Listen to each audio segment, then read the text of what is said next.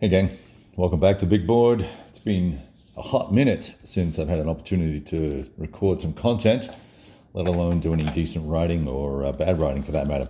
I wanted to drop in, have a quick chat about Last Chance for Victory. Planning on playing this later this year in a four-person opposed match, face to face, so that should be fun. And I thought I'd get reacquainted with the system. And it's been interesting over the last 2 or 3 days as I've played with various aspects of the different mechanics. It's drawing my memories back to playing to take Washington, which I played about a year and a half ago, I think, or maybe a year ago, thereabouts, something like that. And actually, probably a year and a half. And it's feeling very different to me. And so that probably bubbles ideas up that I may not have been playing everything exactly correctly when I was executing my play with to take Washington. Good news is I do believe I have been playing correctly here, and one of the interesting things that I've come to realize, and I think it's particularly valuable with this, maybe it's just this system or potentially with most games, where if you take a small scenario like this and really take the opportunity not just to move the units around and play with the rules and stuff like that, but to actually, what I've been doing is taking a particular set of units. So this stack here, for instance, we've got two formations here, 18th Georgia and 16th Georgia, which you can't see because they're out of frame. Here we go. So taking those two units and looking at what is it that they can do or could do with, where did the eliminated guys go? I'm trying to get them. Here they go. This formation here was at 7 steps, and took a couple of hits from one hit from artillery and one hit from being shot at, so it brought it down to 5, and they were seated here, or situated here, I should say. And by looking at the different options that I could execute here, we're adjacent, so I could immediately try and charge, or I could fire at them, or I could have the artillery fire at them first, or someone else fire at them and then potentially charge. So I went through all those different options and executed on those to see which ones, which combinations of those gave the biggest bang for the buck and helped me understand more about, how sometimes there's a cadence to the mechanics that allow you to be perhaps slightly more effective or more deadly, excuse my hand there, more deadly as you work on the circumstances that you're playing in. Let me pause my camera here, my other phone here. Right, so I think what I was saying was that working through combinations of things has helped me realize some of the key mechanics and how valuable they can be and allow you to draw out, perhaps be a little bit more effective with fire and movement and artillery and whatnot. Now, things have probably gone a little bit better because of that for the rebels than perhaps what transpired historically.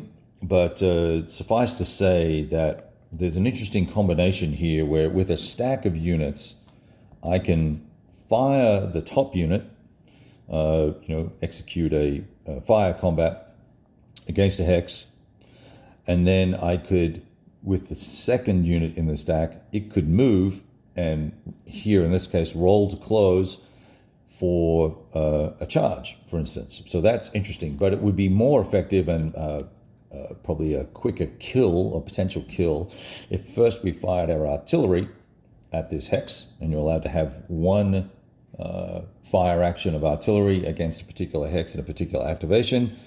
And so we did that, knocked a step off. They had to, they succeeded with their morale roll because they have a morale of A, so they're very tough, they're resilient. But here I've have another formation in line. They shot at these chaps as well, took another step, loss. That forced them, I believe that's when they rolled and had to retreat 1 hex.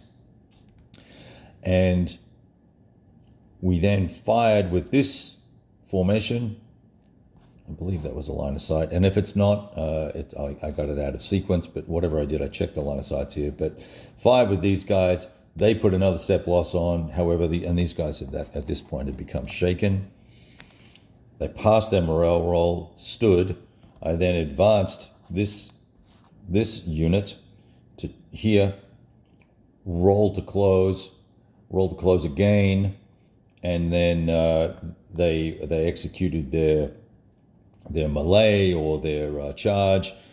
Now, the cool thing about melee here, which is much cleaner than some of the other systems that I've seen, and also much cleaner than the older RSS system, when I execute a charge, automatically this formation, so this formation, of course, will get a chance to execute an opening volley. So I'll take a shot at these guys on a separate, let's call it CRT, a separate combat results table, which, if you're charging, you have a higher chance of taking a loss, but nevertheless, you'll potentially lose a step, which in this case they did not. But if they did, then they would take a morale check, and if they passed, then the charge would go in. Automatically, this guy is going to take a step loss, which he will then take a morale check. And it was then that this morale check really started to, the accumulation of these morale checks started to weigh in on this 2nd New Hampshire here, or New Jersey, I should say.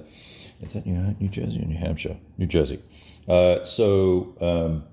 We then rolled very poorly for this result, and it ended up in the elimination of this unit, and these guys got to move into this hex here.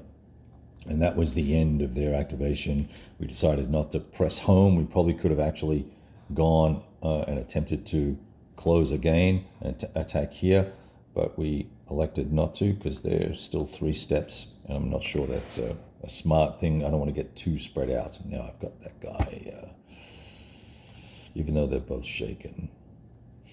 All right, so just these little nuances here, taking advantage of the artillery, how to move them up, how to keep them in position and effective without being too close.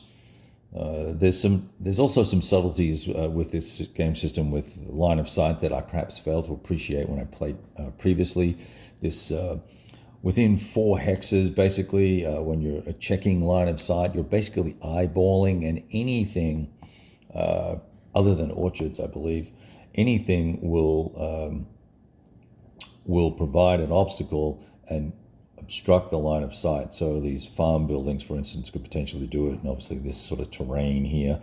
So there's lots of little things that I perhaps might have been missing or didn't come across, because I think to take Washington, the particular scenario I played was fairly open with units up on high ground. Some were behind breastworks, I believe, if I recall. So there's some interesting stuff going on here, a lot of undulating terrain and crest lines and things like that. So really am enjoying the gameplay so far. And it's now going to be the Union's turn. They're going to need to do some rallying at some point and try and prevent the Confederates from racing forces off the map here. That's their victory condition. So the Union have lost. They've got 1 unit here about to rout off the map. They've lost this formation here, 120th New York. Lost this guy as well. So two formations so far. These 2 guys here. And they've got a DG'd stack of units here, and most everybody else is shaken. So it's tough times. All right, thought I'd just share a quick little update there with you, and hopefully that will be of interest, and I'll keep some pictures and notes coming in the coming days. Ciao.